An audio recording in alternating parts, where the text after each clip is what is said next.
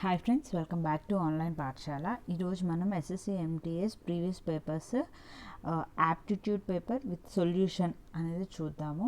So already ఈ papers అనేవి Telegram ఛానల్లో అప్లోడ్ చేయడం జరిగింది. ఎవరైనా చూడనట్లయితే సో మీరు అక్కడి నుంచి డైరెక్ట్గా సొల్యూషన్స్ అనేవి డౌన్లోడ్ చేసుకోవచ్చు.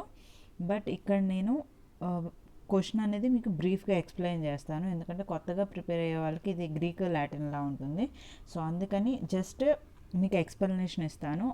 నాకు ఫిజికల్గా రాసి చూపించడానికి సోర్సెస్ లేవు కాబట్టి ఆల్రెడీ నేను చేసిన ప్రాబ్లమ్ని మీకు క్లియర్గా ఎక్స్ప్లెయిన్ చేయడానికి ట్రై చేస్తాను. ఓకేనా? అంటే మీకు ఇవి డౌన్లోడ్ చేసుకోవాలని అనుకుంటే కనుక మీకు కింద నా టెలిగ్రామ్ లింక్ ఇస్తాను. సో అక్కడి నుంచి మీరు ఈ ఆన్సర్స్ అనేవి డౌన్లోడ్ చేసుకోవచ్చు. అండ్ మీకు ఇంకేమైనా డౌట్స్ ఉంటే కనుక నా ఇన్స్టాగ్రామ్ లింక్ కూడా ఇస్తాను, అక్కడ మీరు మీ డౌట్స్ అనేవి అడగవచ్చు. అండ్ ఈ ప్రీవియస్ పేపర్స్ లింక్ కూడా మీకు డిస్క్రిప్షన్ బాక్స్లో ఉంటుంది, సో మీరు అక్కడి నుంచి డౌన్లోడ్ చేసుకోవచ్చు. Okay, let's get started. And మీరు ఎవరైనా ఈ ఛానల్ ఇప్పుడే చూసినట్లయితే ఛానల్కి సబ్స్క్రైబ్ చేసుకోండి. అలాగే పక్కనున్న బెల్ ఐకాన్ ట్యాప్ చేస్తే నేను వీడియో పెట్టగానే మీకు నోటిఫికేషన్ అనేది వస్తుంది. ఓకే, ఇంకేమైనా మీ సజెషన్స్ ఉన్నా కూడా కింద కామెంట్ సెక్షన్లో మెన్షన్ చేయొచ్చు. సో ఫస్ట్ క్వశ్చన్ వచ్చేటప్పటికి, A travels 15 kilometers with a speed of 30 kilometers per hour. He travels another 25 kilometers with a speed of 10 kilometers per hour. What is his average speed? So దీనికి direct formulas కూడా ఉంటాయి, but నేను basic level నుంచి చెప్తున్నాను.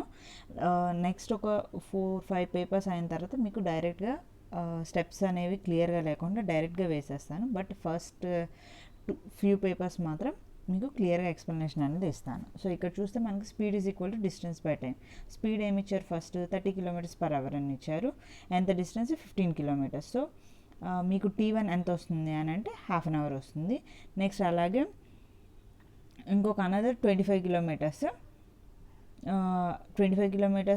10 kilometres per hour చొప్పున వెళ్తే T2 వచ్చేటప్పటికి 2.5 kilometres 2.5 hours అనేది వస్తుంది. So average speed is equal to మీ టోటల్ డిస్టెన్స్ అంటే 15 కిలోమీటర్స్ అండ్ 25 కిలోమీటర్స్ 40 కిలోమీటర్స్, అలాగే half an hour plus 2.5 3 hours. So 40 kilometres per hour అనే యావరేజ్ స్పీడ్తో టోటల్ జర్నీ అనేది జరుగుతుంది. నెక్స్ట్ క్వశ్చన్ వచ్చేటప్పటికి P/Q 5:2 ఇచ్చారు. So 2P - 3Q 3P - 5Q అనేది ఎంత అవుతుంది అని ఇచ్చారు. సో ఇక్కడ మనకి రేషియోలో ఇచ్చినప్పుడు ఏంటంటే 5:2 అనే దానికి ఒక కామన్ ఫ్యాక్టర్ ఉంటుంది. సో ఆ కామన్ ఫ్యాక్టర్ మనం ఎలిమినేట్ చేసేస్తే మనకి ఫైనల్ రేషియో అనేది 5:2 వచ్చింది. సో సపోజ్ 20:8 ఉందనుకుందాం, అంటే అక్కడ 4 ఇక్కడ 4 పోవడం వల్ల 5:2 అంటే కామన్ ఫ్యాక్టర్ అనేది ఉంటుంది. సో ఆ కామన్ ఫ్యాక్టర్ని మనం ఇక్కడ ఎక్స్ అనుకుందాం. సో ఎక్స్ అనుకుంటే కనుక సో P అనేది మనకి 5x అవుతుంది, Q అనేది 2x అవుతుంది. సో ఇక్కడ P ప్లేస్లో Q ప్లేస్లో 5x 2x సబ్స్టిట్యూట్ చేస్తే మనకి ఫైనల్ రేషియో అంటే 2P - 3Q 3P - 5Q అనేది కనుక అది మనకి 4:5 అనేది వస్తుంది. ఓకేనా? సో ఇదే మోడల్స్ మీకు ప్రతి షిఫ్ట్లోనూ రిపీట్ అయితే అవుతాయి. ఒక 2-3 క్వశ్చన్స్ కొంచెం టఫ్గా అయితే ఉంటాయి. మిగతా క్వశ్చన్లు అన్నీ కూడా మీరు బేసిక్స్ నేర్చుకుంటే కనుక ఖచ్చితంగా క్లియర్ చేయొచ్చు. ఓకే, సేమ్ మోడల్ క్వశ్చన్స్ మీకు ప్రతి పేపర్లో కూడా రిపీట్ అయినాయి. ఓకే, నెక్స్ట్ థర్డ్ క్వశ్చన్ వచ్చేటప్పటికి ఏం అడిగారు అంటే, ఇక్కడ ఒక మనకి టేబులర్ కాలం ఇచ్చారు. What is the ratio of the number of books of S1 and average number of books per subject. So S1కి and average number of books. Average అంటే ఏం లేదు, సో అన్ని టోటల్ చేస్తాము, ఎన్ని ఉన్నాయో ఆ కింద ఆ నెంబర్ తీసుకుంటాం. ఓకే, ఇప్పుడు so S1 + S2 + S3 + S4 S5 S6 S7 చేస్తే మనకి టోటల్ వస్తుంది. ఎన్ని ఉన్నాయి? 7 ఉన్నాయి. సో యావరేజ్ అంటే ఏంటి? సో ఉన్న వాటిని అన్నింటిని టోటల్ చేసి కింద 7 అయితే 7 8 అయితే 8. So total number of items వేస్తాము, పైన టోటల్ వేస్తాం. సో ఈ టోటల్ చేస్తే కనుక మనకి 238 వచ్చింది. 238/7 అనేది మనకి 34 వచ్చింది. మనల్ని ఏమడిగారు?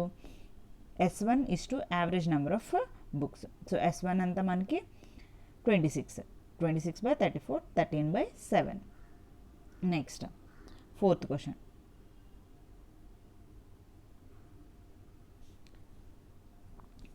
what will be the compound interest on a sum of 1200 for 2 years at the rate of 20% per annum when the interest is compounded yearly? So direct formula, so మీకు అమౌంట్కి ఫార్ములా తెలుసు, కాంపౌండ్ ఇంట్రెస్ట్ అంటే amount minus principal. So simple అనమాట, just ఫార్ములాని మీరు ఒక్కొక్క ఐటెంకి మీరు అవి సబ్స్టిట్యూట్ చేయాలి. So principal, rate of interest, period. So ఇవి సబ్స్టిట్యూట్ చేసుకుంటే మీకు అమౌంట్ అనేది వస్తుంది. సో అమౌంట్ ఫార్ములా వచ్చేటప్పటికి P into 1/R/100 whole power n. So 1200 into 1+20/100 whole power ఎన్ని ఇయర్స్, 2 ఇయర్స్. సో n వచ్చేటప్పటికి మీకు నెంబర్ ఆఫ్ ఇయర్స్, R వచ్చేటప్పటికి rate of interest. So 1200 into 6/5 into 6/5 1728. So ఇక్కడ మీకు డైరెక్ట్గా నేను ట్రాన్స్లేషన్ కూడా చూపించాను. సో కొత్తగా చూసే వాళ్ళకి కంగారు పడుకోకుండా. ఓకే, సో మీకు అమౌంట్ వచ్చేటప్పటికి 1728 మైనస్ ప్రిన్సిపల్ ఆల్రెడీ 1200 అని ఇచ్చారు. సో మీ కాంపౌండ్ ఇంట్రెస్ట్ ఎంత, ఇయర్కి 2 సంవత్సరాల కాంపౌండ్ ఇంట్రెస్ట్ ఎంత అవుతుంది, 528 rupees. Next 5th question.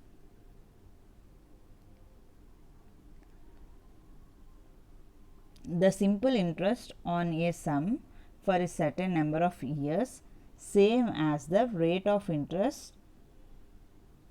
rate percentage of the interest is equal to the sum itself. Okay, so ఇక్కడ రేట్ సింపుల్ ఇంట్రెస్ట్ అనేది మీకు ప్రిన్సిపల్కి ఈక్వల్ అని చెప్తున్నారు, అలాగే time rate of interest equal అంటున్నారు. So simple interest is equal to PTR/100. So simple interest already ప్రిన్సిపల్కి equal అంటున్నారు. సో P అనేది తీసుకుంటే P is equal to principal into rate of interest, time same కాబట్టి దాన్ని XX కింద తీసుకున్నాను. So అప్పుడు మీకు x² is equal to 100, x is equal to 10. So మీకు నెంబర్ ఆఫ్ ఇయర్స్ x అనేది వచ్చేస్తుంది. సో 10 ఇయర్స్ అనమాట. So simple interest is equal to PTR/100, SI is equal to P and T is equal to R. Next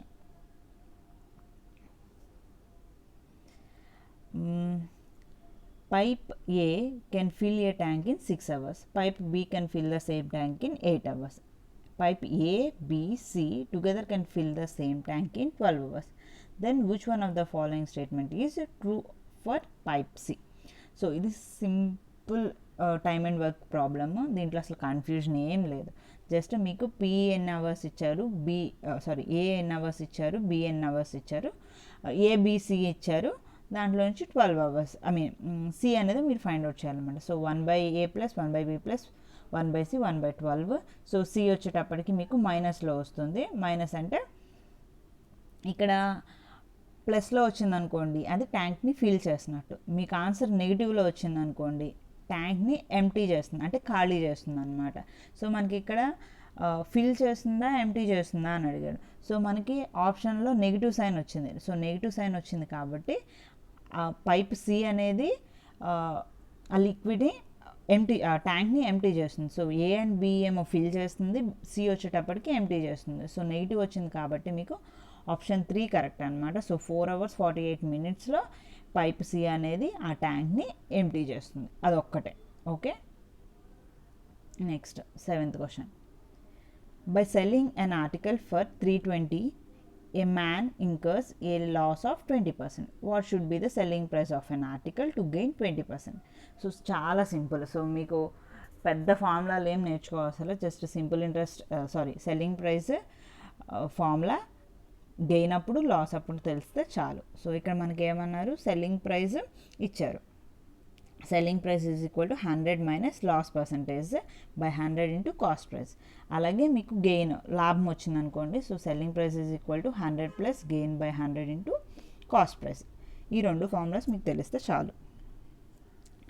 ఇక్కడ selling price ఎంత ఇచ్చారు, 320 ఇచ్చారు, loss 20. So 100 minus 20 by 100 into cost price. So cost price మనకి 400 వచ్చింది. So 400 వస్తే ఈ same cost price ఉన్న ఐటెంని గెయిన్కి అమ్మాలంటే సెల్లింగ్ ప్రైస్ ఎంత ఉండాలి, సో ఎంత కమ్మితే వాళ్ళకి 20% గెయిన్ వస్తుంది అని అడిగారు. So selling price is equal to 100 plus 20 అయితే 20 by 100 into cost price. So 480 అనమాట. సో 480 కనుక ఆ వస్తువుని అమ్మితే వీళ్ళకి 20% లాభం అనేది వస్తుంది.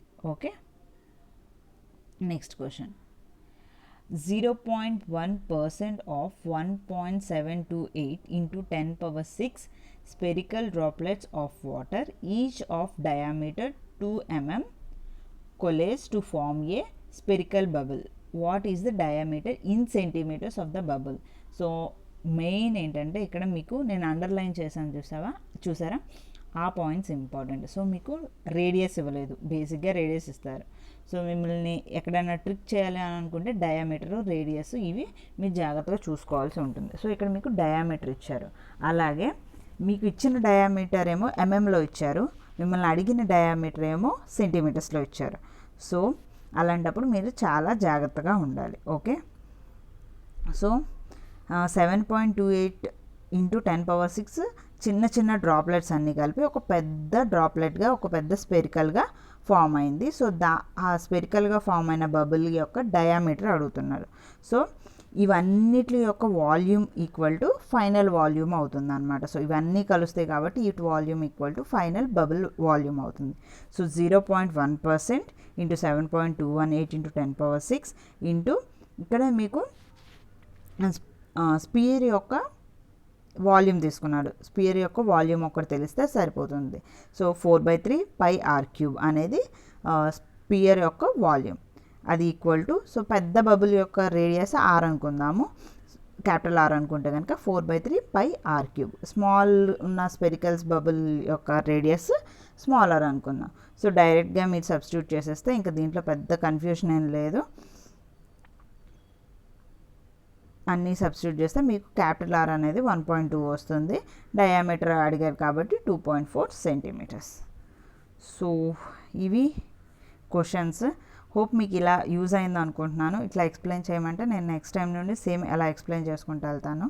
లేదు అని అనుకుంటే మీరు డైరెక్ట్గా టెలిగ్రామ్లో ఈ పేపర్స్ అనేవి డౌన్లోడ్ చేసుకోవచ్చు. So thank you for watching the video. Have a nice day.